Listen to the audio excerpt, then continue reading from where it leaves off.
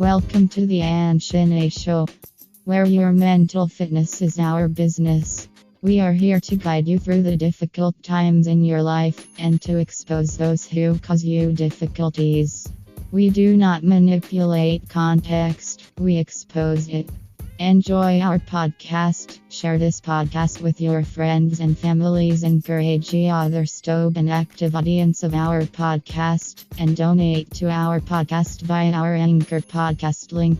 Buy our books on Amazon.com by typing Shin-Ae into the Amazon.com search box.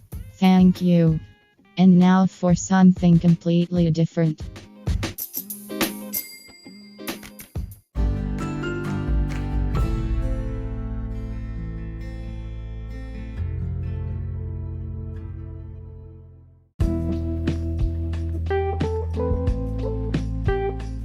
The Ahn Shin-Ae Show and PenaVega Entertainment Group, along with the Democratic Republic of Ahn Shin-Ae, wishes you a wonderful, peaceful and beautiful Pride Month.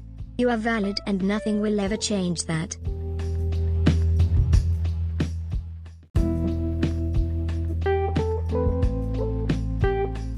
The Ahn Shin-Ae Show and PenaVega Entertainment Group, along with the Democratic Republic of Ahn Shin-Ae, wishes you a wonderful, peaceful and beautiful Pride Month.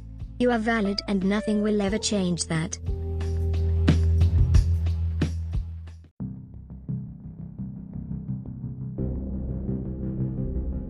The Ahn Shin-Ae Show is sponsored by Anchor, the Democratic Republic of Ahn Shin-Ae, PenaVega Entertainment Group, the Ahn Shin-Ae Corporation, and by listeners like you. Thank you.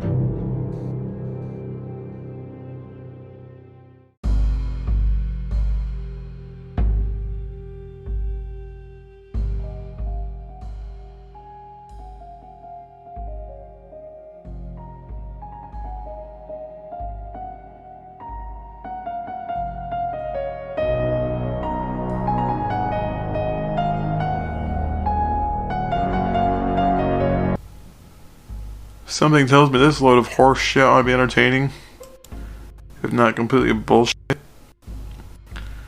Here we go. Oh god, the video's so shitty, it's actually making my computer run like shit. I have to say, I haven't seen bullshit like this for a while. You can tell your video sucks when it makes YouTube fucking glitch and freeze. Hi guys, please report this channel. Send privacy complaints. Why? YouTube reports, and go on to Why? make a tweet, construct a tweet, and say at Team YouTube. Basically, leave the link to the channel and say why they've broken the terms of service. They've done this countless times, and it's justified that. No, they haven't.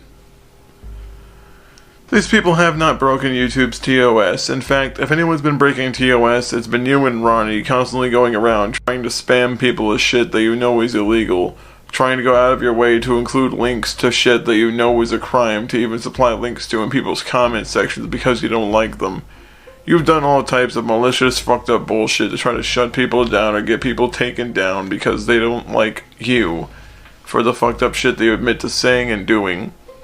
And because you go out of your way to keep denying that you're a mentally fucked up, disgusting piece of shit child predator, it just means you're gonna keep defending your fucked up actions and behaviors until either someone does the right thing and puts a bullet in your head, or does the more proper thing and a little bit less bloody thing, and quietly drags you into a psych ward where you'll probably be smothered under your pillow by your cellmate.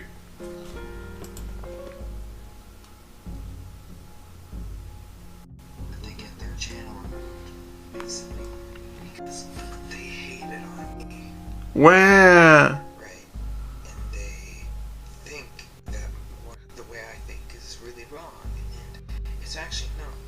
And if you go on this video here, the one that Are you actually going to explain why your thought process isn't flawed, or is it more or less just going to be, I'm fine because I say so, and if anyone disagrees with my saying so, they are the problem and should be removed from the platform we both happen to occupy? You're starting to sound like a... yeah. Like, not gonna say it, but you know who this person sounds like. People who know, need to know, already know.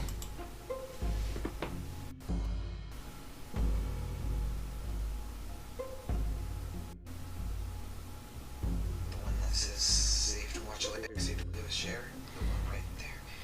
This one is loaded with harassment towards. Disagreeing with someone's behavior is not harassment. Disagreeing with someone's points of view and calling the flaws of their ideas out isn't harassment. Just because someone may make a joke or two at your expense for the expense of another sick fuck pedophile, it's not equating to harassment, you dumb fuck. Hey man, switch harassment. Certain individual. Free. Basically, all I've really got to do is click on it. Is this you're sub to fucking you're sub to Thaddeus's podcast and Mr. Girl. Are you the college professor? Are you in the chat right now? Be honest.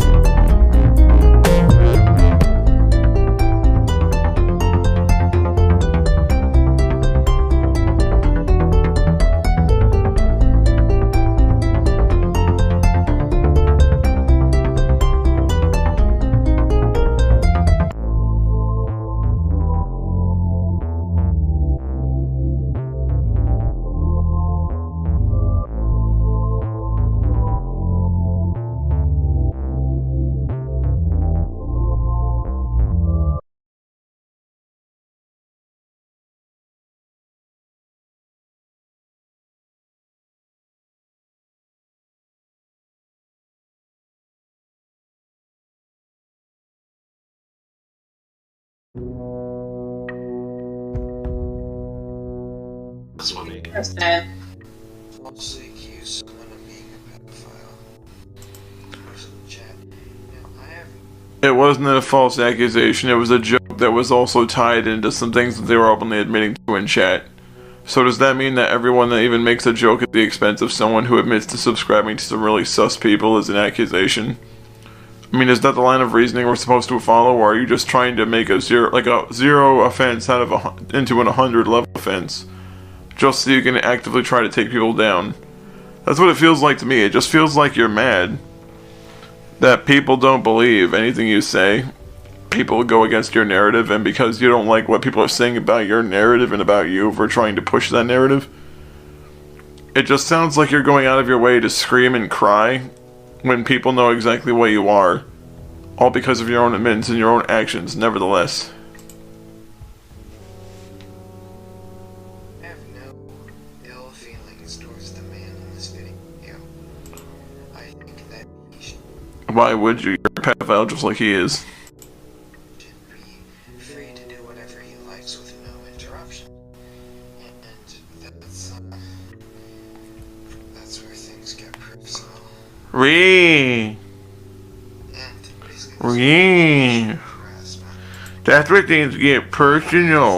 Look out or I'm gonna just kill yourself, get it over with, you fucking pedo. Literally all it is towards someone who likes to spread love. Trying to rape little children is not love, you dumb fuck. I think someone needs to beat you to death. Unironically.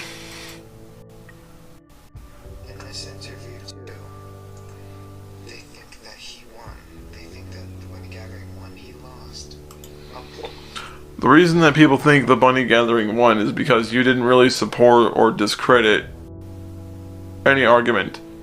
You basically just sat there, ran around in a circle, tried to spin the same bullshit narrative about how everyone that's against you is automatically wrong.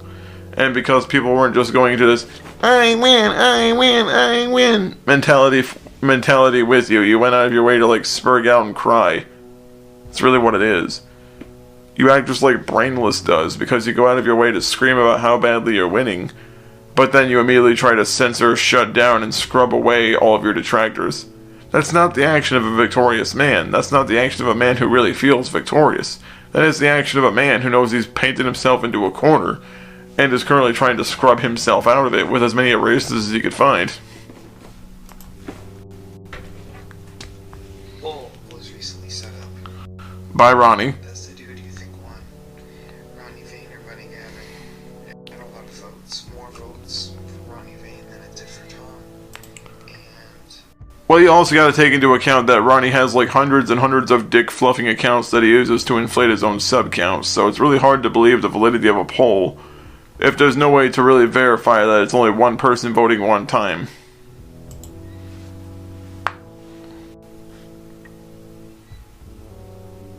the poll was removed shortly after. And I don't know why that was. But I'm gonna show you. I can tell you why it was. It's because Ronnie uses alts to upvote everything that's even remotely positive to him, and uses all his alts to also try to suppress anything that's negative towards him. He's like CNN in the hopes that he tries to control a narrative but fails miserably at it because everyone knows what he's doing except him.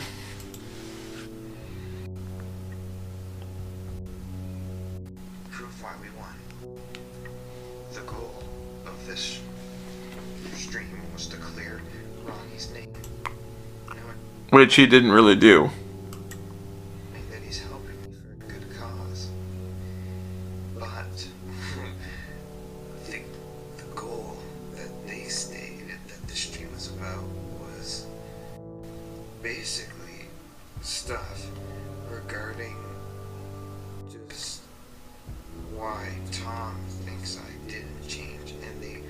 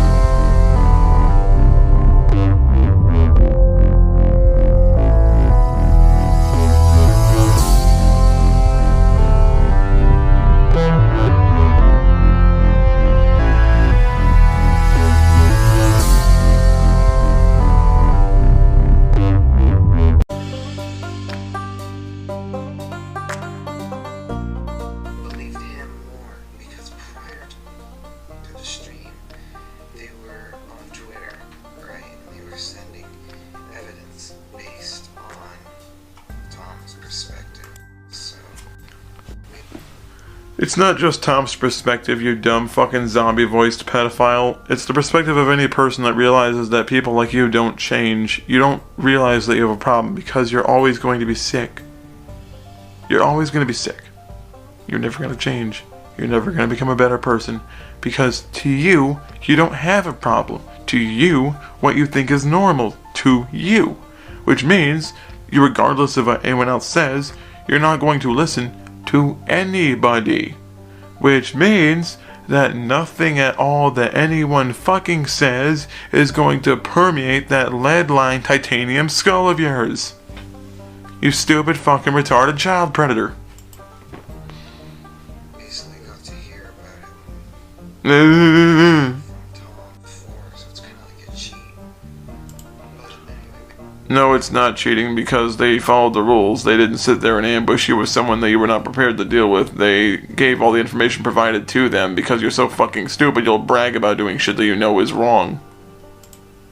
Commit a crime if we didn't keep going. Just click on this video. Okay, now. And notice that he has blurred out my name. I don't know why. Yeah, you do. You stupid faggot. You know exactly why. You hit Cass with a privacy complaint because you didn't like the fact that your Discord name was out there for everyone to fucking see. You didn't like the fact that there were people who could report your Discord account and most likely get you removed from that platform because then you'll have one less area to prey on little children in. That's really what it is. With you, it's always a matter of trying to protect your own predation grounds, more so than actually trying to keep what you do private because you're so fucking stupid you admit to doing shit you probably shouldn't admit to. Why is my name blurred out? Privacy complaint, you know that, you're the one that filed it. Go on to the comments. Scroll down. First. Is there any time Tom has commented on any of these videos? I don't know. Don't ask me, I don't care, I can't see. Okay. Go down. Upload this one. Okay, this is the interview we did. Notice how he had blurred out my name the whole time for the entire video. Why? Because if not, you would hit him with a privacy complaint like you have before, you lying fucking dumb fuck. Like, you ever realize that you'll do something and then you'll immediately like, well, why don't you just let me, like, hit you again with the same thing I hit you with before? Because they know for a fact you're gonna try it a second time. People aren't fucking stupid. They know for a fact that if you've done it once, you'll probably try to do it a second time. That's the reason people try not to let that shit out there. It's not because they don't want people to know who you are. It's because they're trying to avoid getting hit by YouTube's bullshit, flawed-ass system. I mean, they'll let little fuckheads like you on the platform, but if I say the words cunt, fuck, or faggot, I better get ready, because YouTube's getting ready to leather up the dick again to fuck my channel a second time.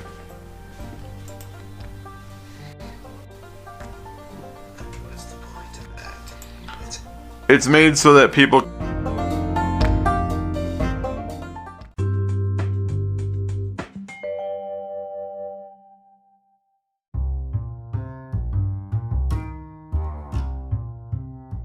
You are listening to the Ahn Shin-Ae Show. This is the end of part 1.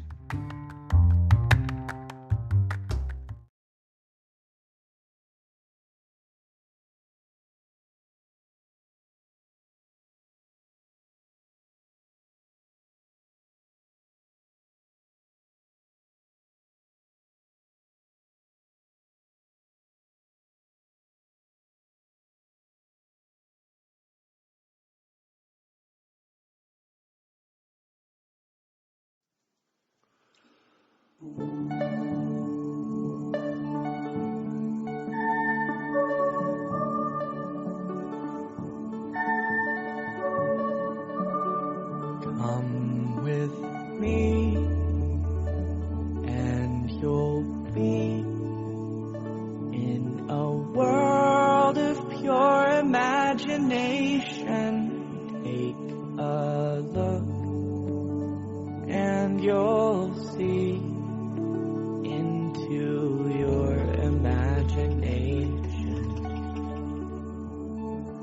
begin with a spin, traveling in a world of my creation. What we'll see will defy explanation. If you wanna view paradise, simply look around and view it. Anything you want to do it. Wanna change the world, there's nothing to it.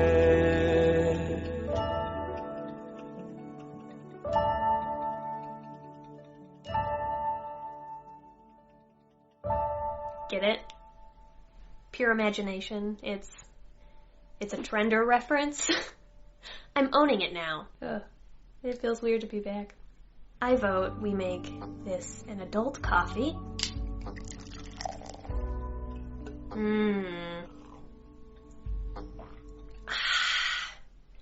Nice and cold because it took me 1 billion years to set up the camera. I forgot how to do this. Okay, let's just start. Hey everyone, how's it going? How you doing? I'm doing weird.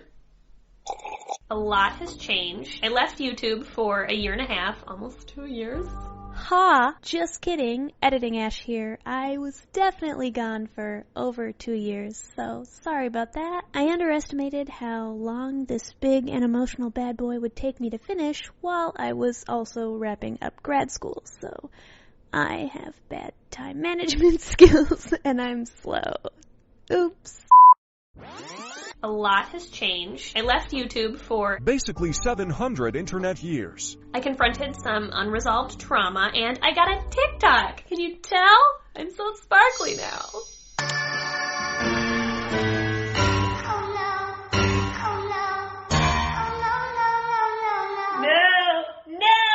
Oh, don't worry, not to post or anything. I'm 29. I think that's against the rules. I just lurk in the shadows and feel empowered watching the GNC folks unapologetically be themselves. They're why I felt brave and glued flowers on my face today. So, the Trendercore aesthetic of this project is dedicated to them, and the hours-long analysis challenging various forms of online transphobia is dedicated to me, as well as anyone else who finds it therapeutic. There is no life I know to compare with pure imagination. Living there, you'll be free if you truly wish to be. The coffee was nice, but let's crack open a beer. It's much more on brand. This beer is called Tropical Fun Pants. And yes, I bedazzled the can. If you don't know who I am, my name is Ash, and I've been posting videos on YouTube since 2011. I am old. A few years into making content, and I came out as queer, and then later as trans. Eventually, I chose to medically transition with top surgery, which I documented on my channel. At that point, I was in a unique position, because thanks to 1, how long I'd been on the platform, and 2, because of a brush I had with virality, I ended up being one of the largest non-binary voices on this site. Now, I have no idea if that's the case anymore, seeing as I bravely ran away. Brave Sir Robin ran away. No! Bravely ran away. I didn't! But as far as YouTube goes, I was a peek into what happens when an NB creator breaks out of their predominantly LGBT+ progressive audience and is exposed to a more general population. Ashley Haddell. Ash Hardell. Fucking hell, Ashley, you are such a pussy. I don't want to use the word trender here. It's so weird how narcissistic they are. They think that they're so special. Why else would you put on this big fucking show if not to get attention? It's like refuting a goddamn child, I swear. Stupidity. The motherlode of crazy. Fucking pathetic. Snow. Fucking big. Spoiler. It bad. Now, if you've been keeping up with the discourse, you know that I am not the only non-binary person who's endured targeted harassment on YouTube.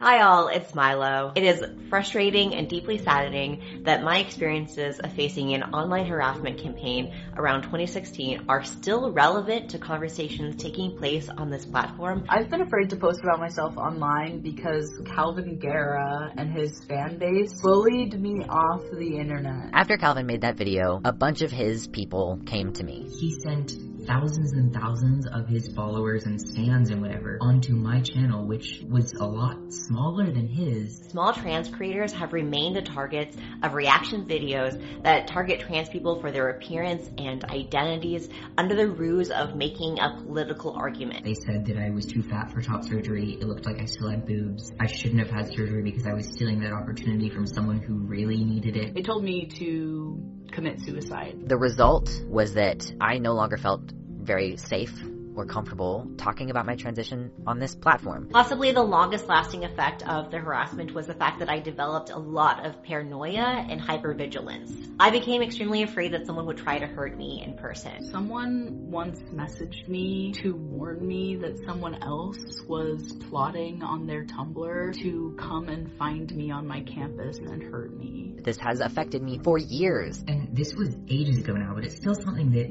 it does genuinely sting. And it still affects me. I'm still bouncing my leg, nervous, to be talking about Calvin Guerra. That was trauma, and that trauma lingers even now.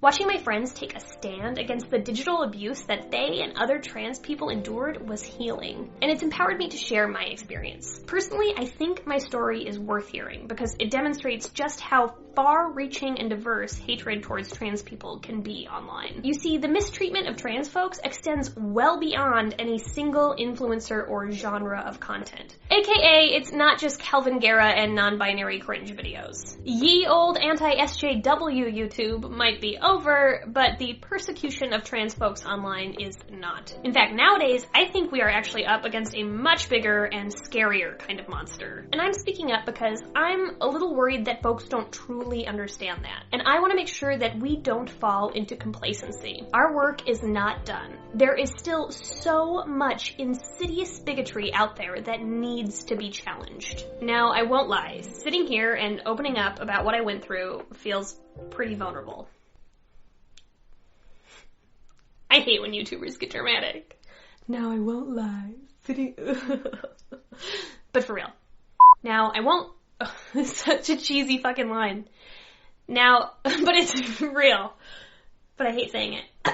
Now, I won't lie. Sitting here and opening up about what I went through, I feel pretty vulnerable and fragile. Making this video will force me to relive the time when an international newspaper called me a child groomer, when a broadcasting network characterized my book as a tool for abuse and indoctrination, when a YouTube mom publicly questioned my fitness as a future parent. And now he's telling their wife that I want kids. Cute gays making babies. I see what you're doing, Ash, going back to this, oh look, I'm becoming a mommy vlogger thing. Holy shit, you are gonna get so traumatized when you have a kid. When one creator was so dedicated to my downfall that he made 18 videos and nearly 6 hours of content about me. When a popular trans YouTuber leaked my private day job to nearly 500,000 people and platformed some really harmful takes about me. And when that same YouTuber approached me years later, informing me that his views had changed and asking for a chance to apologize. And finally, when all my worst fears and insecurities turned themselves into a book.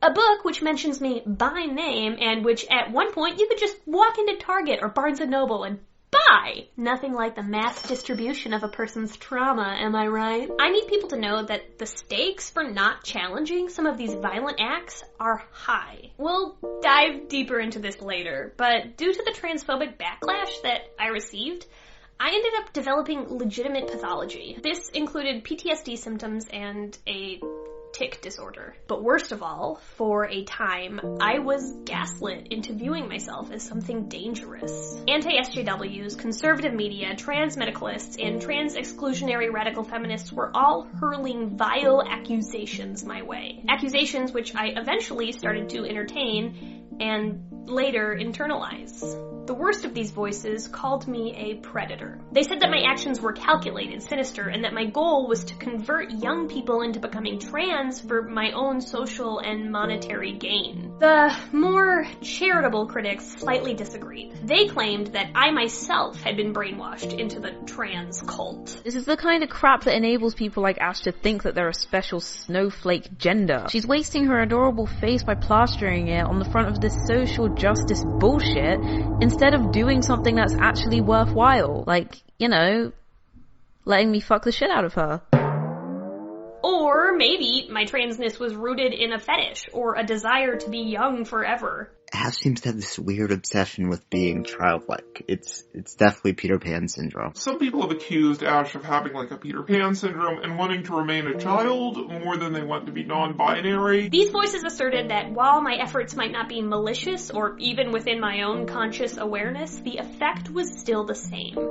I was confusing and harming thousands of people who watched my videos. I was convincing cis people that they were trans and ruining lives. Because I heard these claims so repetitively and delivered with such conviction, for a while I started to view myself and my transness as disingenuous and potentially dangerous. I lost a grip on how to evaluate reality and my own sanity. I no longer had a working internal barometer for what I thought was true anymore.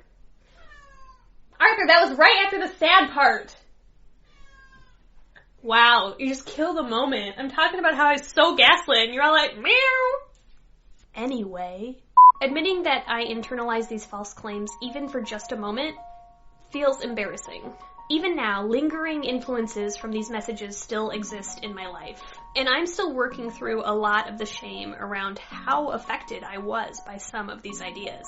So, this lengthy exposition is all just to establish that my trauma response is still very much alive and kicking. While I feel super empowered by the recent shift in tone surrounding trans discourse, that empowerment is simultaneously cautious and delicate. I'm worried that by opening up and sharing my story and confessing to some of my personal self-doubts and struggles in the process, folks may try to weaponize those disclosures against me later. And while this is an uncomfortable reality, I still feel compelled to use my voice. You see, I now recognize that the egregious statements made about me were unsubstantiated, made in bad faith, and ultimately rooted in transphobia. They were plainly and patently wrong. With that understanding, it's time for me to move on. However, I don't think I can do that without making this series. I need to share why I know these accusations are wrong. I also need the closure that comes with having control over my own narrative. After all, as a wise YouTuber once said,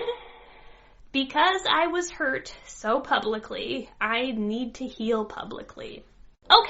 Okay. So, what are we gonna do in this project? What can you expect? Well, in the first few parts, I know, parts, I am such an annoying YouTuber. I tried to fit everything in one video, fam. But the script is literally like 80 pages long. For self-care purposes, you're getting parts. In the first few parts, we'll explore several themes. These themes will examine nuances, which make harassment in a digital environment a complex and distinct experience, especially for trans people. This video specifically will look at radicalization and anonymity. I'll act as a case example and share some personal stories. Additionally, throughout this series, we'll spend some time debunking some of the most commonly made arguments that transphobes employ when trying to discredit and vilify trans people. Then, in the very last part, we will look at everything through a trauma-informed lens, because I am a psych nerd, a psych master's student. Just a student, though.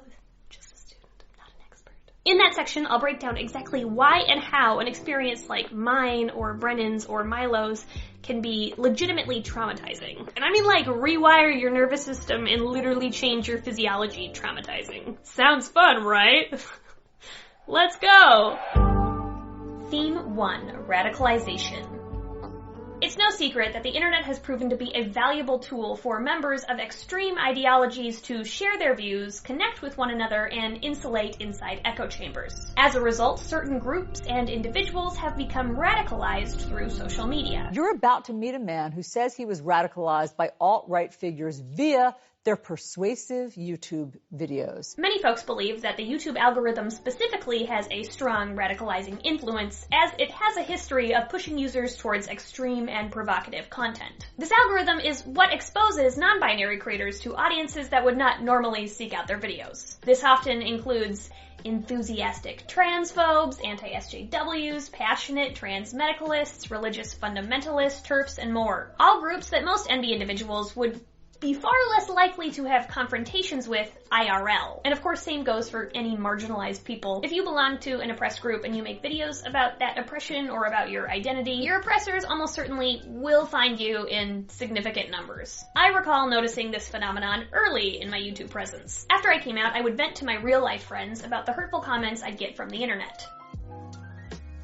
And they'd ask, Ash, why do you think you get so much hate? And I'd say, well, think about it. Who's often captivated by trans videos? The two groups most interested tend to be trans people and transphobes. Anyway, it didn't take much for the algorithm to figure this out and start regularly placing me in front of hateful eyes. As time marched on, the number of prejudiced people disproportionately grew. And more interestingly, I noticed that the flavor of their prejudice became more and more intense. Their ideology was getting increasingly radical. Years later, I felt vindicated when the New York Times came out with an entire podcast exploring the ways that YouTube radicalizes people, and when other scholarly sources started publishing articles and studies on social media's radicalizing effect on users. I've compiled a list of links to videos, articles, and primary sources that discuss this. I strongly encourage you to not just take my word for it, but look into it yourself. Not everyone's convinced that the algorithm has a radicalizing influence, and while everything I've read that dissents seems to get quickly and thoroughly debunked, I should still admit my bias. Like I said, I really believe I have felt the effects of audience radicalization firsthand on my own channel. I've also witnessed the same thing happen to many of my trans friends, and I think there's more than enough compelling evidence to support this theory. Still, lots of links below, decide for yourself. Now, while I don't have time to go over the nuances of exactly how algorithms radicalize folks, it's kind of complicated. It's incredibly complicated. I do want to take a moment to try and briefly, like really briefly, super brief, summarize some of the history and mechanics behind YouTube's algorithm as I understand it. According to Guillaume Chalot,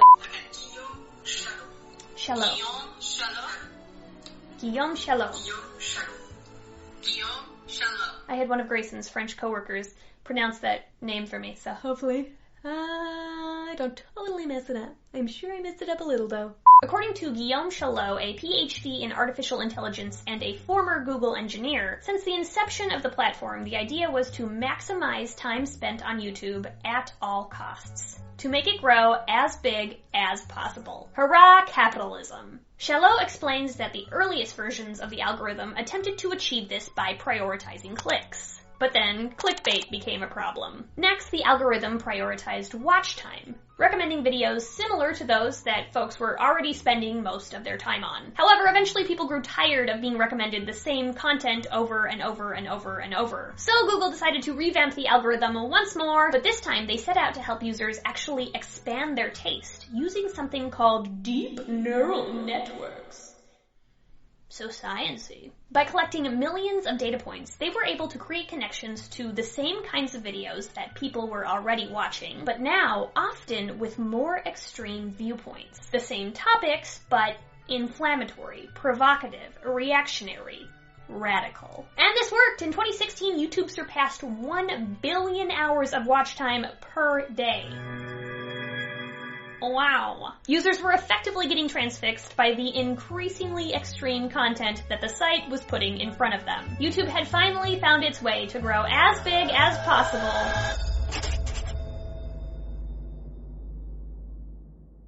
at all costs. After this, every time users consumed a recommended video, they traveled further and further down the rabbit hole of niche and reactionary content. In just a few clicks, someone vulnerable to conspiracy could go from 2016 election results to Hillary linked to sex trafficking to QAnon explained. Yikes. Or tips for building confidence to how to pick up girls to the life of an incel. And then they're on a forum and all hope is lost. You know, speaking of QAnon, quick sidebar. I recently found out that HBO released a docu-series on the Q community. Q community. That's hard to say. It should just be Q-munity. The Q-munity. Is that a thing? Documentary. Docu-series. Oh my god, HBO, the missed opportunities for puns. Opportunities. No, I'm done. Anyway, I recently discovered that HBO released a docu-series on the Q-munity in which they do discuss the power of algorithms. Congress called in the tech giants to discuss what they were doing to prevent hate from metastasizing on the internet and bleeding into the world. While the First Amendment to the Constitution protects free speech, speech that incites imminent violence is not protected. This is a particular problem on the dark web, where we see certain websites like 8chan and a host of 24/7, 365 hate rallies. They seemed eager to assure representatives that the situation was somehow controllable.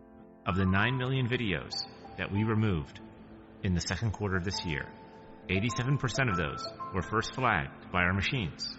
Their new plan was to use algorithms, AI, which had amplified content like QAnon in order to moderate and control content like QAnon.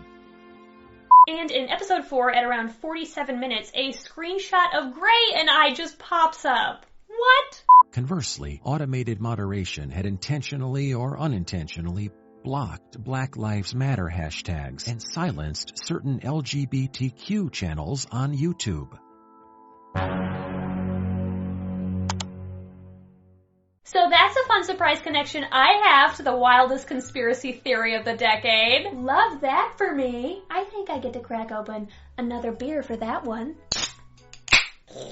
I mean, you cannot tell me that YouTube plays zero role in connecting marginalized creators to radicals when my face just ends up in an HBO QAnon documentary. What is my life? That is so fucking weird. So many people texted me that week and were like, "Are you in QAnon?" And I was like, maybe. No, I'm not. No, seriously, no. HBO didn't even ask me. Don't I have to, I don't know, sign a release or something? Probably not. Though, is this gonna cause a bunch of Q followers to see my face and channel and seek me out? Hope not! Anyway, I digress. As one travels further and further down the YouTube rabbit hole, it's not just the ideology that evolves, but the delivery of messages changes as well. The tone and language employed become increasingly cruel and abusive. And I know I made a video yesterday about why I make hateful content, but guess what? We're back with the fucking hateful content, bitches. They're still 19 times more likely to commit suicide than the general population. You cannot find that kind of a demographic anywhere. But we're supposed to believe because they couldn't take a dump at the preferred bathroom at a Denny's. That's why you find them hanging from a noose in the basement.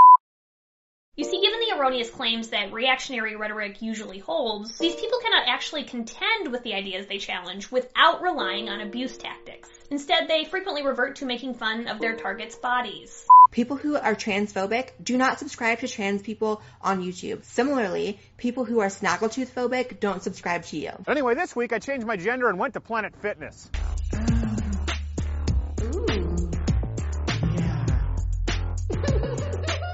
They mock their style and expression. Hi, this is Ashley, your favorite trans woman. I need feminism because I get catcalled for wearing a skirt too. My friend Mars wrote, pretty sure they're confusing getting made fun of with being catcalled. I love you, Mars. And yes, I do think that you're a fake trans. If you have to bedazzle boy on your forehead and put a rainbow cock on your cheek, pretty sure you're doing it for attention. They hurl general insults.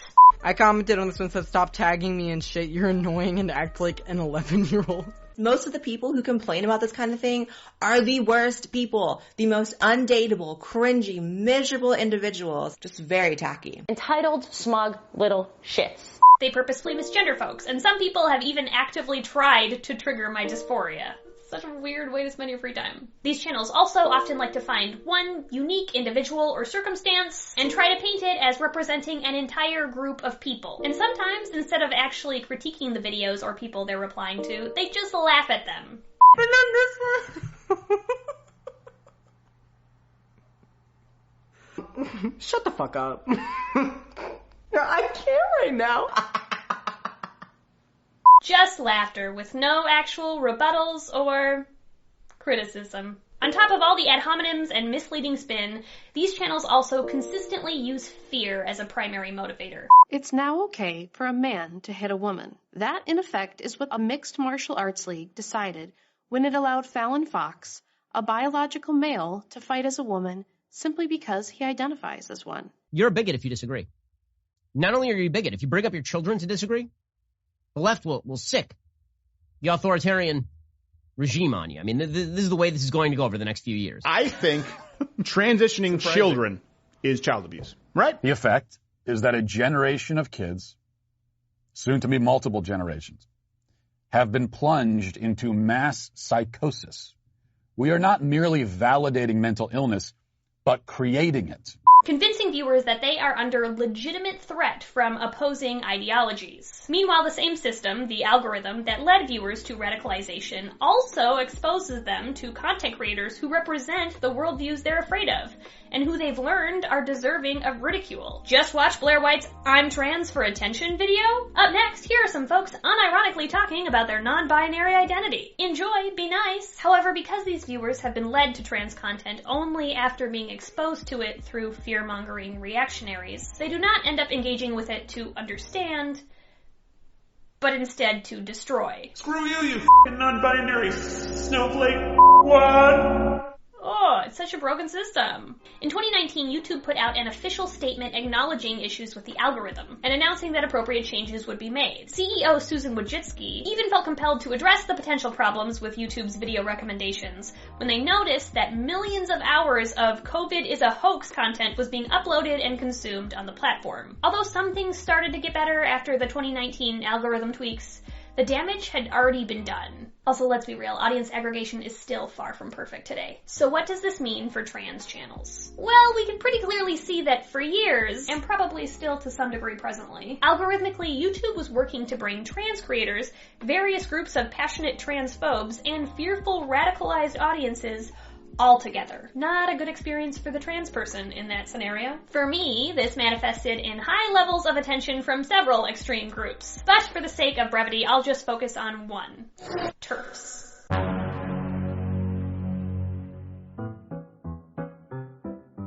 Quick historical context. TERF, for those unfamiliar, stands for Trans Exclusionary Radical Feminist. Radical feminism originally arose as an offshoot of second-wave feminism in the 1970s, and focused on the oppression of women in a broader social context. Radical feminists believed that personal choices and individual achievements were not enough to transform society. Instead, they desired more large-scale, radical changes in the political, economic, and social constructions built by the patriarchy. A useful analogy for understanding this might be, rad femmes saw patriarchal society like the Titanic, with cis men in the top high-paying quarters and all other genders in the below decks. But when the boat starts to sink, we all sink together.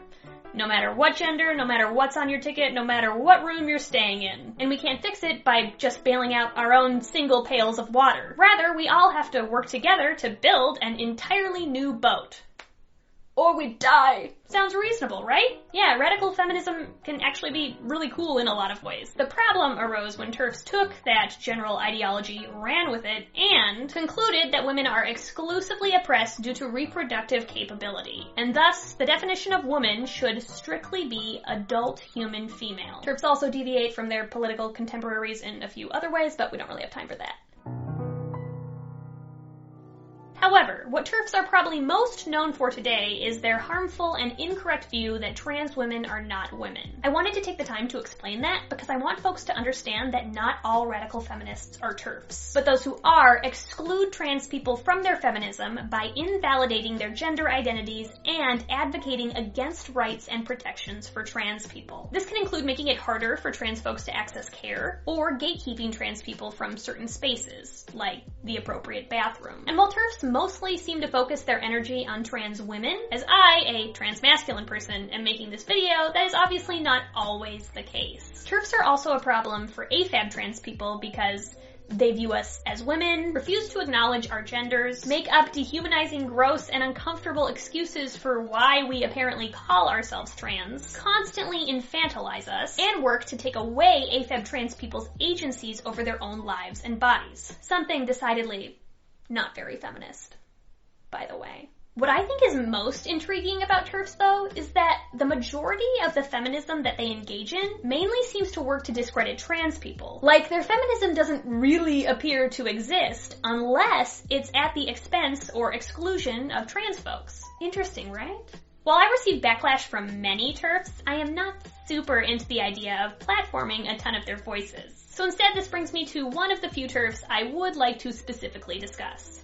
Magdalene Burns. Magdalene started her YouTube channel in 2016, and she published her video about me in 2018, all well before YouTube started to fix its algorithm. The video was a response to my video titled, I asked my corporate job if I could wear the men's uniform. That video was about exactly what it sounds like. At the time, I was a flight attendant for a major airline, and after completing top surgery, I asked if I could wear the male uniform, as that style of expression more closely aligned with my gender identity. Since I know that conversations like this can feel very scary for many trans folks to have with employers, I thought that sharing my experience could be potentially empowering or useful for anyone in a similar situation. So I sent human resources an email disclosing my trans identity and asking if I could wear the clothes that would make me most comfortable. If you ever need or want to send an email like this, I'll kind of share what I wrote so you could maybe use it as a rough template.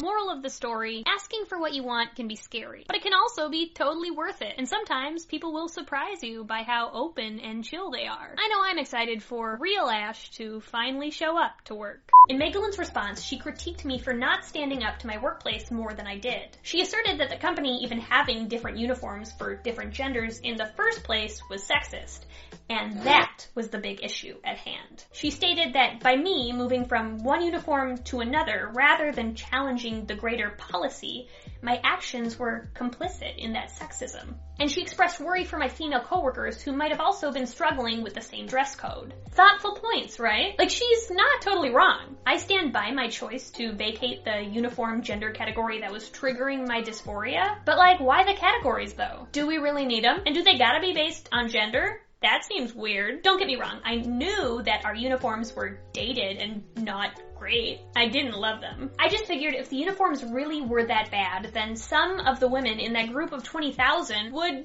be speaking up. That's a bold assumption though. After all, I toughed out the female uniform for a while. I wasn't even female. Perhaps other people were doing the same thing, despite feeling uncomfortable. Magdalene's video truly inspired me to think critically about all the gender dress codes that society has normalized for us.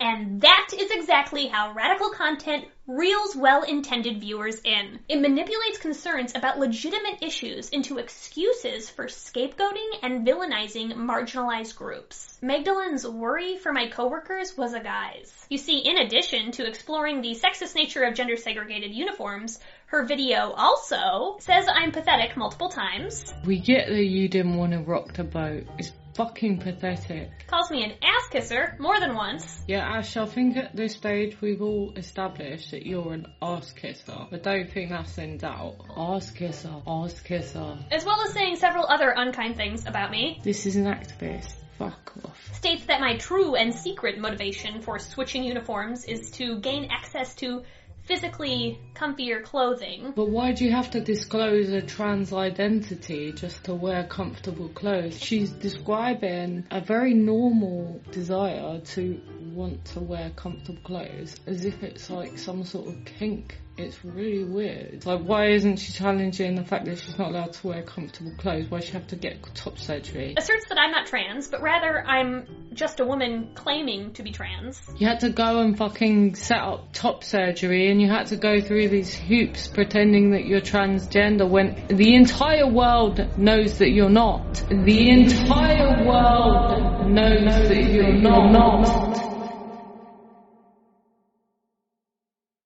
Claims that I calculatedly took the easy way out of a sexist policy and selfishly left my female coworkers behind. You still work for a sexist company with a sexist policy. You haven't changed shit. That's the difference between challenging actual sexism and being a pathetic trans activist. Pathetic trans activist. When you're a pathetic trans activist, you get thanks by your employers. When you're actually challenging the status quo, you don't. She hasn't even dared to show up in a suit yet. That's how pathetic she is. Grow a spine. And finally, she strawmans the entire message of my video as well as my views on gendered clothing. This is demonstrated by the description of her video, which reads, Ash Ardell seems to think that women should have to identify as trans in order to have the right to wear comfortable clothes at work. Yes, Megs, that is exactly how I think and feel. I'm done.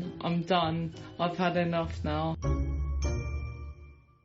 Remember the abuse tactics discussed earlier? They certainly make an appearance here, don't they? That's how pathetic she is. And all of this makes me wonder, why does Magdalene, acting in the interest of women, need to use my specific situation in order to point out the gender inequities in corporate uniforms? Well, maybe it's because she's not actually interested in the liberation of my coworkers, but more interested in discrediting non-binary identities and bullying a trans person off the platform. Rather than challenging the systems she claims to be upset at, maybe she views this as an opportunity to direct blame towards trans people, concern troll, and fearmonger. What she did wasn't even criticism, it was thinly veiled bigotry. But the problem is, when you disguise this kind of behavior as a progressive movement, it becomes particularly difficult to pick apart the reactionary elements from the very legitimate human ones. But clearly, there is very little substantial feminist action behind the cruelty and misinformation directed towards trans folks by people like Magdalene. Now, after getting the full picture, you might be thinking, okay, well, I'm sure folks saw through the facade and then wrote her off as a transphobe. No one took her seriously, right? Wrong. People like Magdalene are often positively received and have real influence. A quick look at the like-to-dislike ratio under her video reveals that a vast majority of viewers appreciated her message. Magdalene's work has also been viewed and publicly supported by powerful people like J.K. Rowling. In her infamous essay, Turf Wars, Rowling wrote, Magdalene was an immensely brave young feminist and lesbian. I followed her because I wanted to contact her directly, which I succeeded in doing. Magdalene was a great believer in the importance of biological sex and didn't believe lesbians should be called bigots for not dating trans women with penises. Fun fact, after I found that out, I had a panic dream that Magdalene and Rowling group DM'd me about what a disgrace I am to women. That was fun. Anyway, Meg's influence and positive reception probably has something to do with the fact that deep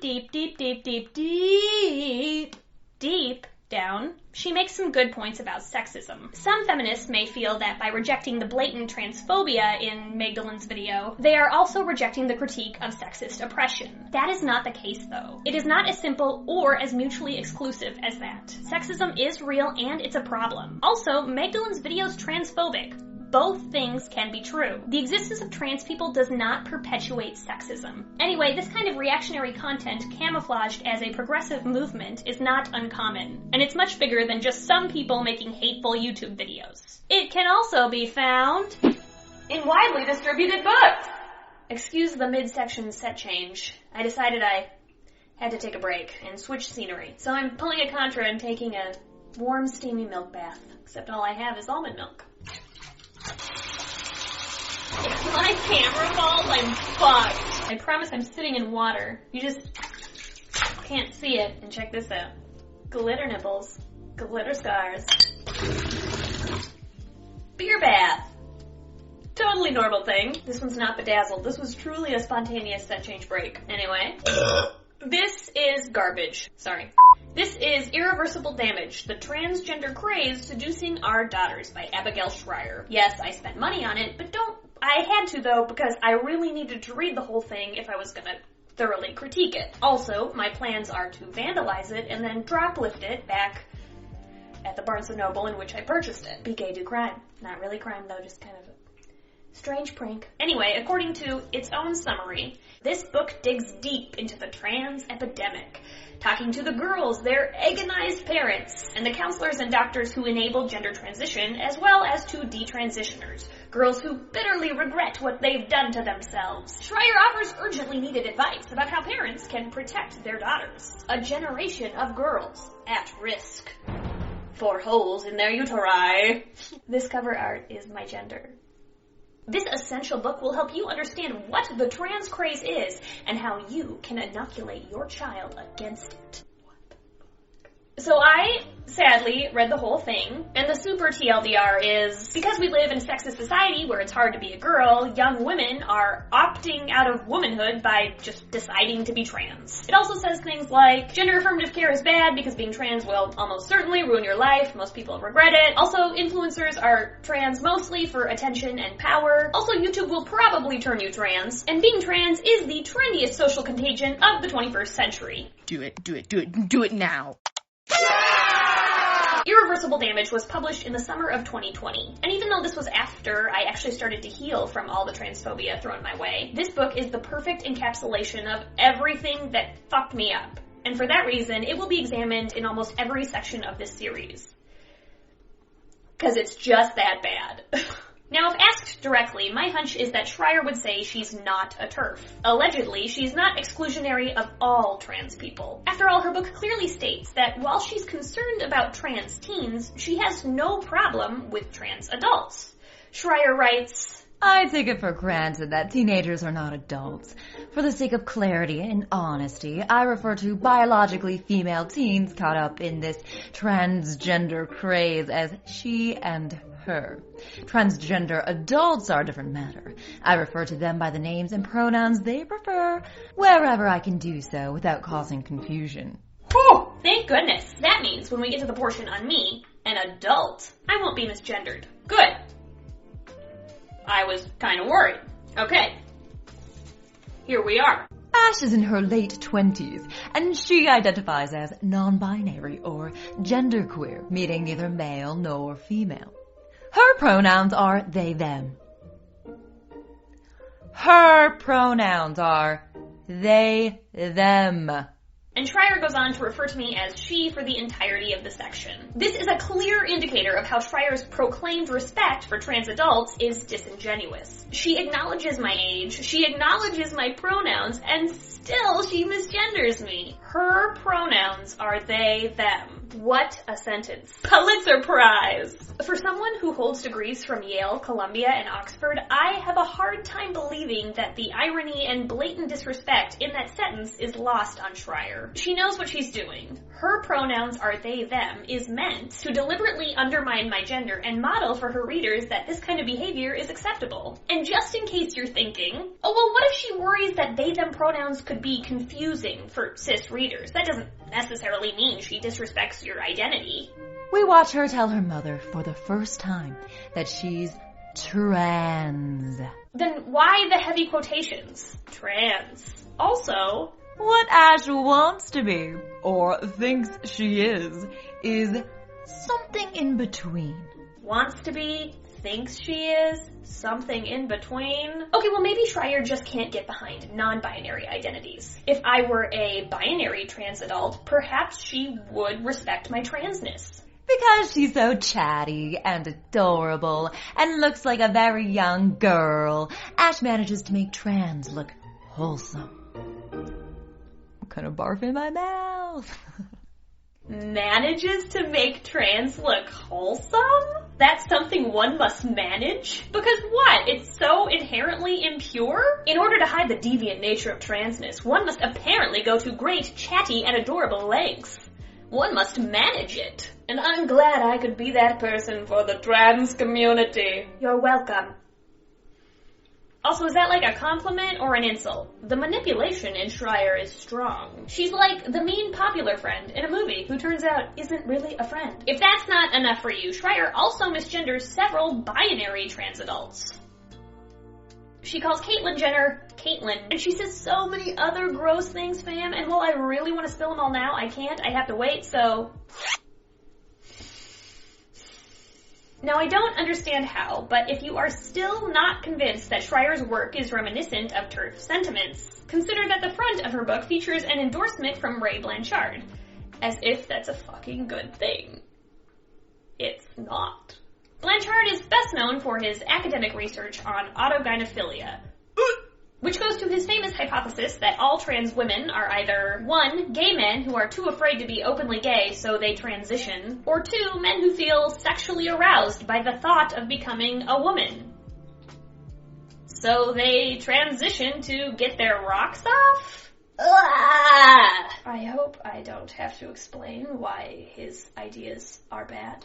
So if by this point you still believe that Abigail Schreier respects trans people, then I am resigned to say your ignorance is willful. Much like Magdalene, Schreier's concern for girls does not come without undermining my identity, coding transness as deviant, later making fun of my body, and more stuff we'll get into in the future. All that on top of openly acknowledging at the start of the book that she knows better, and lying that she's going to do differently. You set yourself up for that one, girl. I cannot help you. You walked right into your own trap. If Schreier is truly worried about young people, why waste time with these unkind distractors? One can only conclude that this book is not about genuine concern, but rather an excuse to dunk on trans people and blame them for contributing to female oppression. Moral of the story, for many radical ideologies like TERFism, concern and intellectualism act as smoke and mirrors for bigotry. These illusions are dangerous because they can be effectively distracting and persuasive. I, for one, internalized a lot of these sentiments because, I don't know, they were like thoughtful, published bigotry?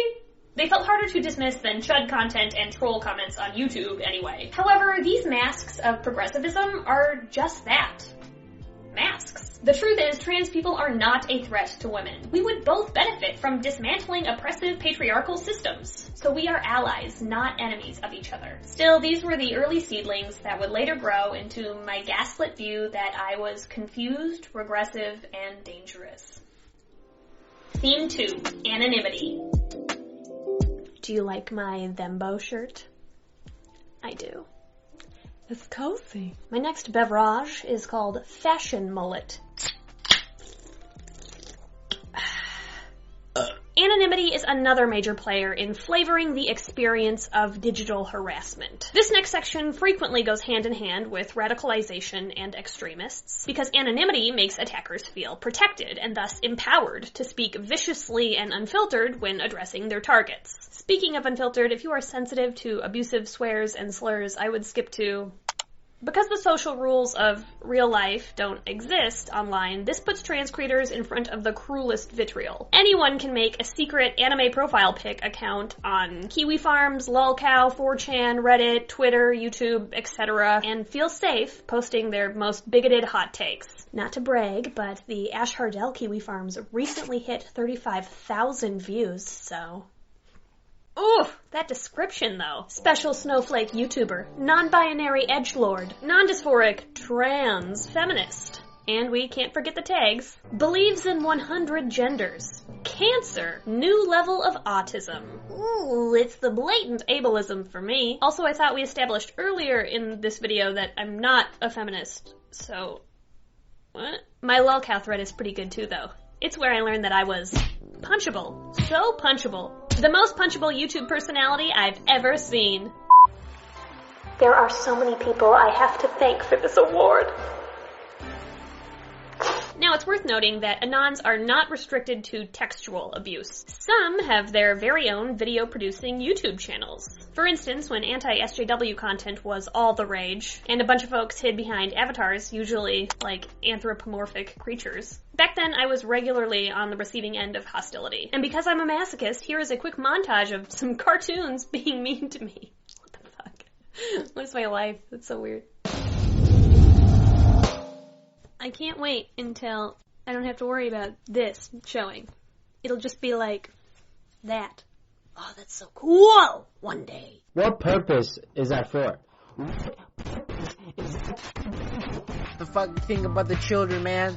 Girl, whatever the fuck you are. This video is going to be a discussion with a friend interspliced with a beer and a chat. And this video is going to be me explaining why you're wrong, interspliced with more of me explaining why you're wrong. There are lots of ways to not be cis. Yeah, you just have to have a huge craving for attention. This, ladies and gentlemen, is what we call an attention whore. You like being a special snowflake. I don't know if anyone's ever sat you down to tell you this, but you're not a genderqueer, dogkin, non-binary carrot. You're a female. This bitch, right, she's a person that just uses the, I'm a lesbian card, you know, love me, I'm a lesbian, yeah, love me, woo, I'm unique and different. Shut up! I haven't done a video on Ash Mardell in so long, her fucking name has changed. Seriously, she got married to a girl with ultra low standards and so changed her name. When somebody with that much social influence goes out of their way to talk about just how dumb they think you are, it's scary. Ooh, it's skirties. Do me a favor, grow some balls. If you want to go over to their channel and express why you disagree with our views, that's fine, but please remain respectful and constructive. Look, I'm not gonna take the time in every video to go, "Hey Charles, please don't go be assholes in this person's comment section." Anyone can fucking make a response video to you and curse if they want to. Well, that's all the Ashley Mardell I can take for today. Now, if you excuse me, I'm gonna go drink bleach and blow my Okay, so I know that 2016, 2017 was basically like internet centuries ago. But during this era, when the anti-SJW genre was in its heyday, this was another radical group that aggressively latched on to me. It is wild how emboldened anonymity can make some people feel. I had this one illustration of a dragon who felt so passionate about criticizing me that he made 18 contemptuous Ash Hardell themed videos. They were even neatly organized in this quaint playlist for your viewing convenience. How nice. And in true Aquarius fashion, like a little robot gathering intel, I cannot help but be morbidly curious about the folks who dislike me, and so I checked things out and did some math. All of this dragon's videos about me add up to 5 hours and 54 minutes of anti-Ash content. Oh! In case you didn't know, that's a lot. That is lengthier than the longest Lord of the Rings film. Smaug obviously felt very strongly about my existence and was not afraid to speak his mind. Or at least, I thought so, until his anonymity was softly threatened. You see, years ago, MTV actually approached me about a new show they were producing. It was about introducing internet trolls to their trollees. They asked if I had any trolls, and since I always felt pretty weirded out by Charizard's extensive coverage of me, I directed MTV to his channel. I really thought he might say yes. After all, it would be a chance to explain to a much wider audience about the ways in which Ash is very bad. But because production would have required him to reveal his face, he declined. Now, I respected Spyro's refusal, but it made it clear to me that my troll derived most of his power from his mask. And quick confession before we move on. So, the dragon depicted in this video is actually just a visual likeness that I commissioned. I did this and blacked out the person's name in screenshots because I'd like to give him an out if he wants. If Toothless ever decides to change and delete the hateful videos he made about me and everyone else he made videos about, I would appreciate that. He's also a smaller channel than I am. If in the future Thordak decides to move in a more loving and accepting direction, as well as exercise much better platform responsibility, then I don't want this video following Mushu around forever. Also, please, if you do happen to stumble across this person's channel, do not be unkind or cruel. Do not harass him. After all, that would be hecka hypocritical, right? A big bad, a no-no, do not do.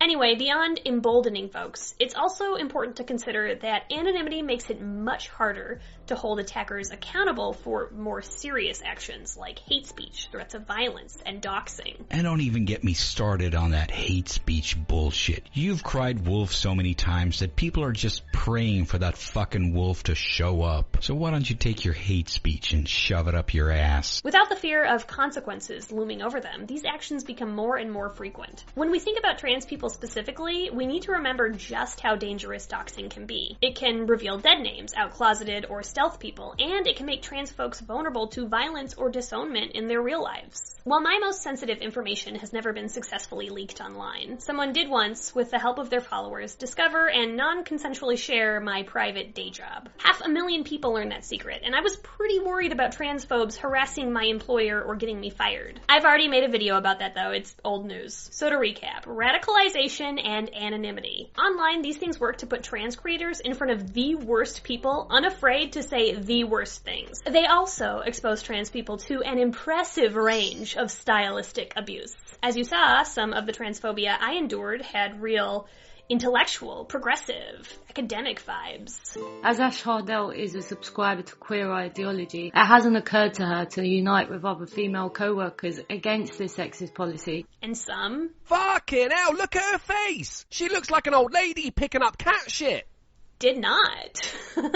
Anyway, that was my early experience as an LGBT plus person on YouTube. A lot of mean folks saying mean stuff in 100 different mean ways. And honestly, while it didn't feel great, it was manageable. My first few years online, I maintained a pretty thick skin. I wrote TERFs and other radical groups off as ignorant, and I thought that cartoon anti-SJWs were just trollololololi. At that point, I was doing okay. I had no trauma symptoms, no tic disorder, no serious considerations of going back in the closet and socially detransitioning. So I was good. Then, of course, everything changed when the Fire Nation attacked. I'm just kidding, but things did change when I went super viral.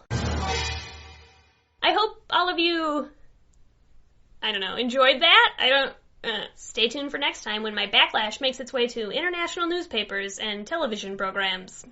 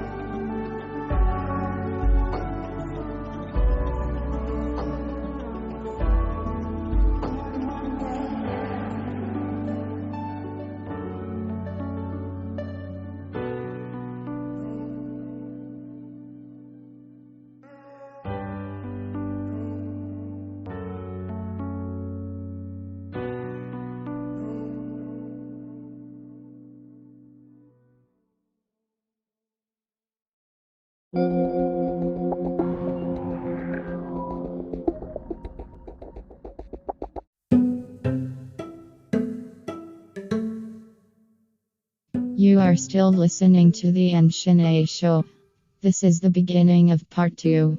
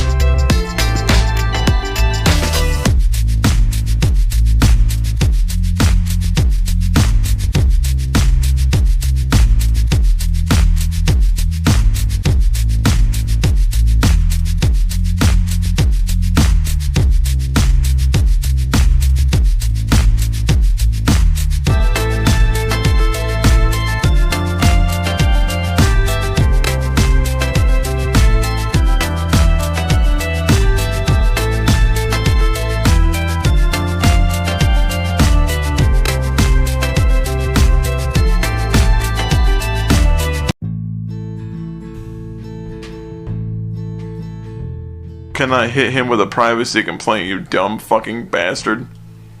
Seriously, do you enjoy being this fucking stupid, or is it just a circumstance of birth?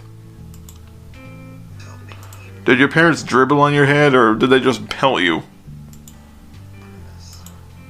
There's a difference between trying to actively help you because they are trying to assist you, and then there's simply saying, as much as we want you to be out, this face to be out there, we have to play it safe regarding our content so we don't get hit by YouTube.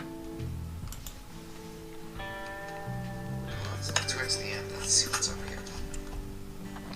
Afterwards, I continued to post CP on my various social media. That's what the text says. It says I did that. Well, I'm glad you're telling me what my eyes would have already shown me. What's wrong? Is your audience of 6-year-olds not going to understand that unless you rate it to them, and then you're going to start furiously jerking it because they're a bunch of small children? And don't say it's an accusation. It's a joke at your expense based upon your own admittance.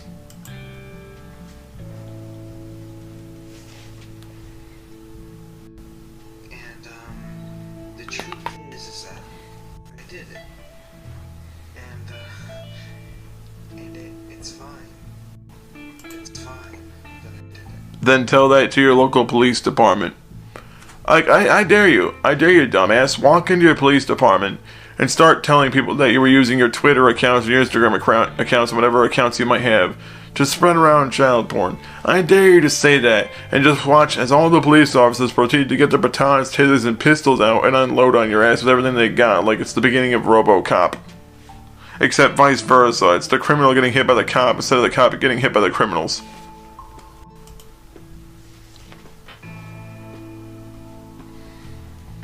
Just pixels on the screen, and you know how they say like a picture is 1,000 words attached to it.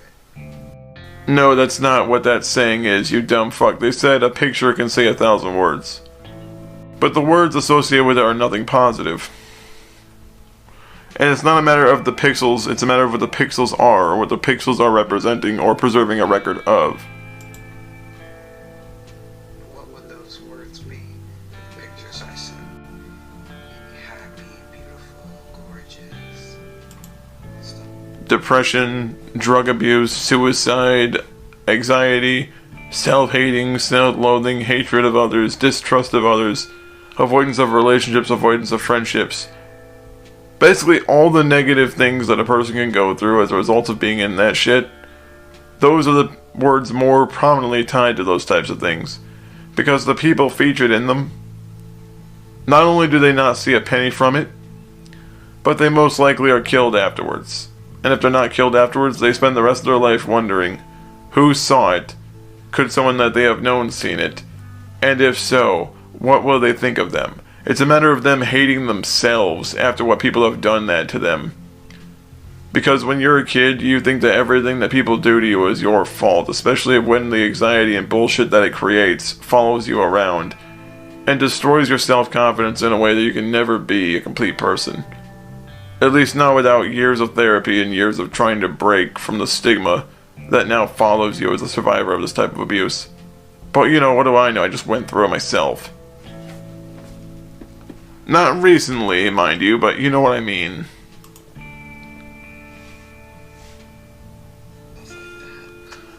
I don't know. You fucking retard.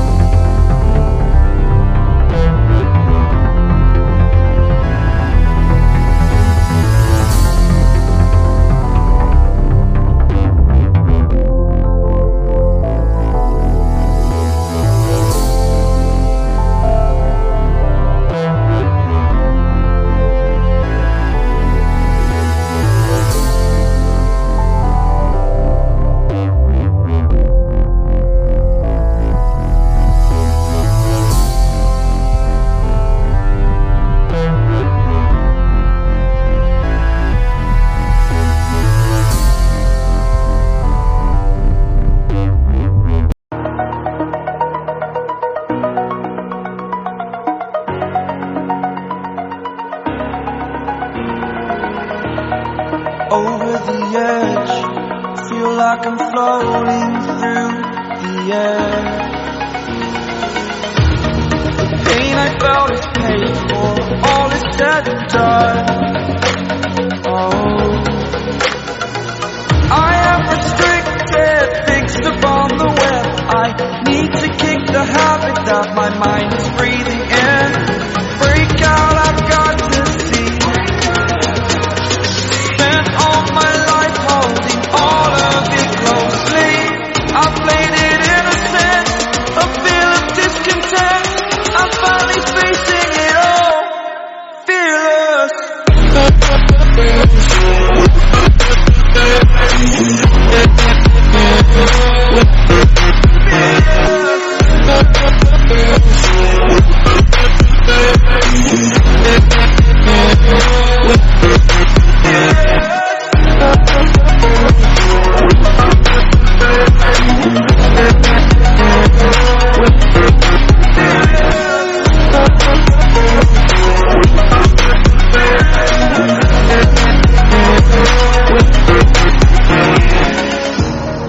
Burning the bridge that keeps us. I'm here and I'm feeling exaggerated, that's what you assume. The story's over now, I must conclude. I am conflicted, watching where I step still, hanging in the balance. Not the life I want to live, I want to take it all. Standing tall, fear outweighs the person you are. Oh, break out, I've got to see. Spent all my life holding all of it closely. I played it innocent, a feel of discontent. I'm finally facing it all, fearless.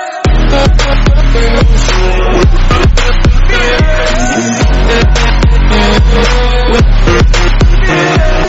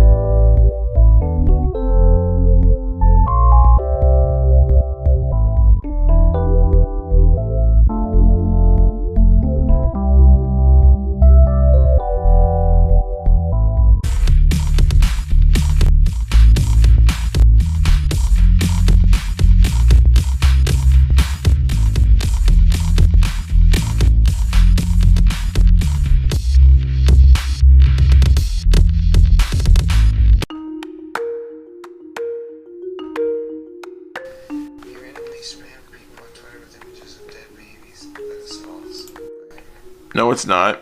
You have done it. People saw that it was your Twitter account. You have like 3 or 4 Twitter accounts that you basically juggle just in case one gets taken down. You have another to jump back on.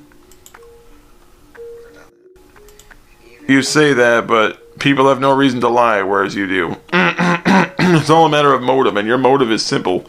Lie as much as you can to cover your ass as hard as you can to make yourself look as innocent as you can. Everyone else, just report the shit that he does, and just make sure the information's out there. You see how only one of these people is self-serving?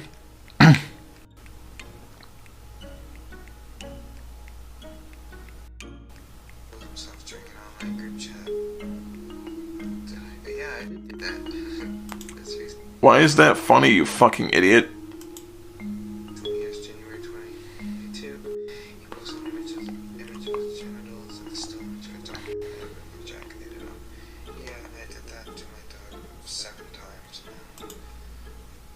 Why are you talking about it like it's no big deal?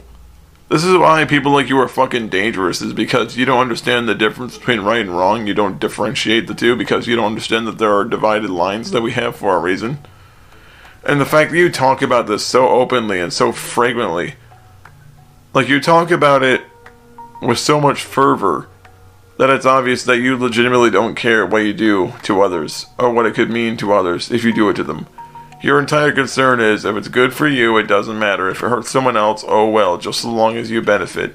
And that is why I don't believe that you should be allowed to be in society, because you're a danger to others more so than yourself.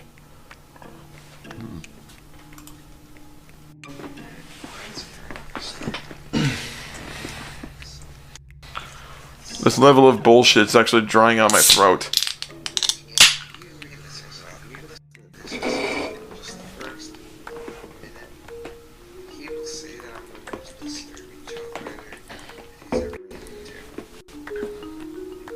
Well, you are. Yes, you are. Yes, you are. You are very bad towards children. You openly admitted to almost groping a little girl's ass. You are very bad towards children. The fact that the only reason that this person didn't get offended on by you was because there were probably witnesses around is reason enough to suggest that you should probably be fucking hanged immediately. Because you do pose a threat. You pose a significant threat, because it seems like you would offend if given the chance, regardless of what the consequence to someone else might be. It seems to me that you would do anything to anyone else, just so long as you think you'd get away with it, or if you thought the witness or the victim wouldn't talk. You should not be allowed in the public, because you openly admit to thinking it's okay to rape little children.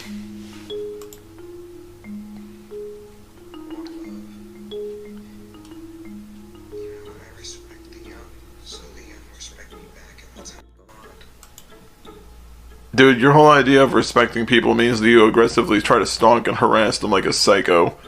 People like you are not safe to be in the public, because what happens when you, quote, respect a child, means that you'll probably just end up metaphorically blowing them until you end up trying to literally blow them.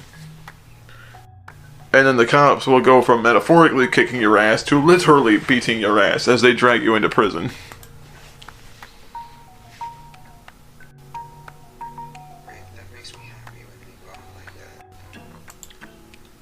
You need to stay the fuck away from kids.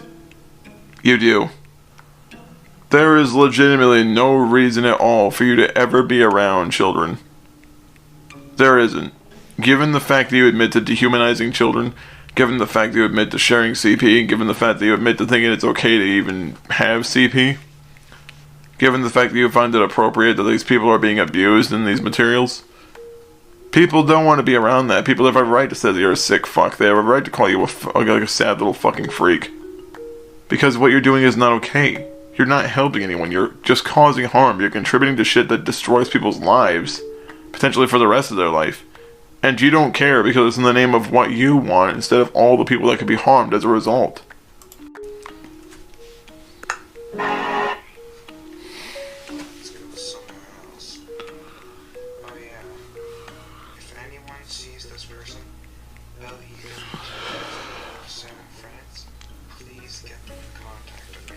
Why? So you can send them.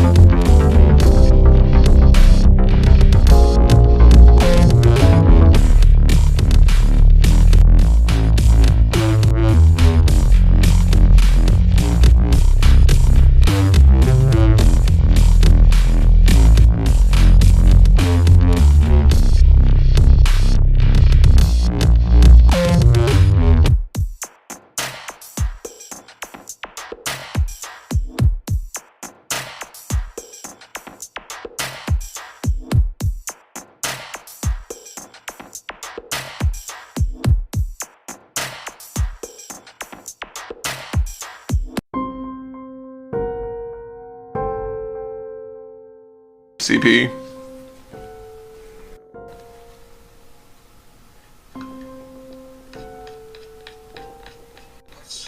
God, your fucking videos are cancerous.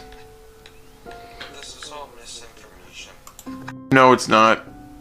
It's not misinformation. Because you admitted to doing many of the things that people have held you accountable for already. Completely on your own. You've admitted to almost groping a little girl's ass. You admitted to, like, circulating CP. You've admitted to jerking off on your dog. You've admitted to creeping on children. You've admitted to hanging out near schools. You've admitted to hanging out near playgrounds. You've admitted to hanging out near places where children frequent. People like you don't change. You never will. The only reason that Ronnie's clinging to you desperately like a dick sleeve is because he needs to believe he's helping someone to make himself not feel like a piece of shit for openly covering for you.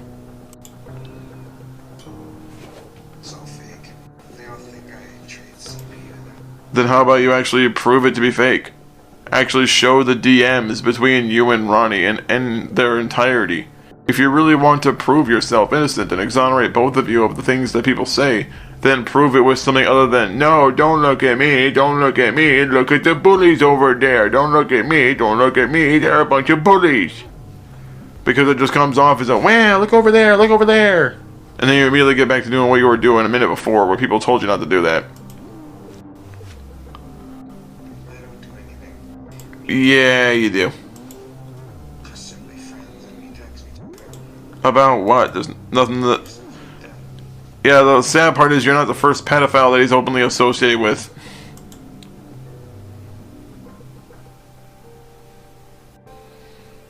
To the point, Nancy boy. If it's really all BS, then why don't you prove it to be false with something other than just simply saying, nuh-uh.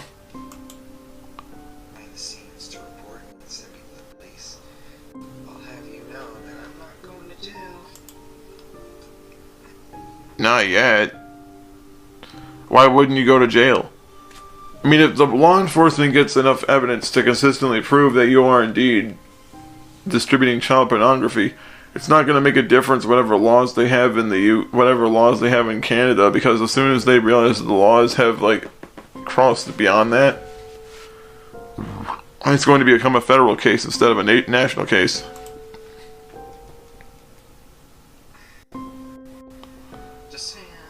Just saying, suck a dick.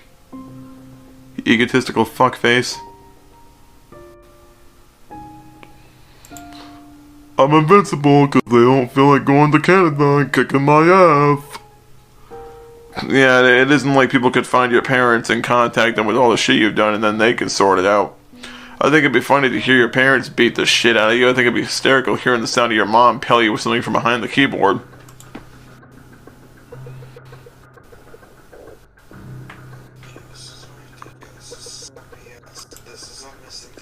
Then prove it to be false with something other than you just saying so with no evidence. It's like, I don't need to tell anyone about it. It's all a bunch of bullshit. Proceeds to not tell anyone how any of it's false because he can't disprove jack shit anyone's saying.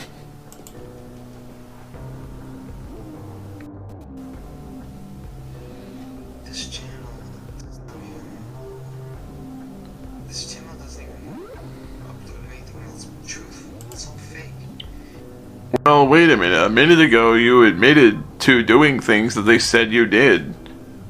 So, did they or did they not upload something truthful when you said that?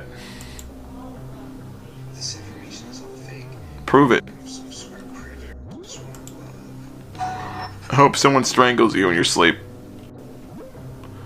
Your idea of love means that the other person doesn't understand what you're doing to them, and you basically take advantage of someone being an ignorant fucking idiot.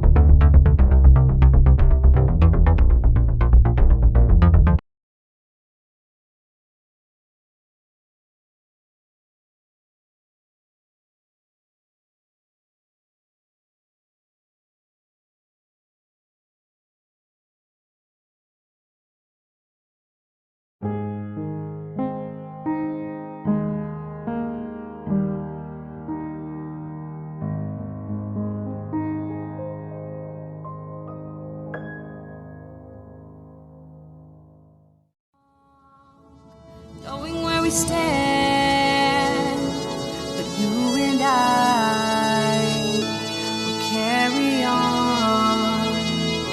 We never get it right, left in the dark.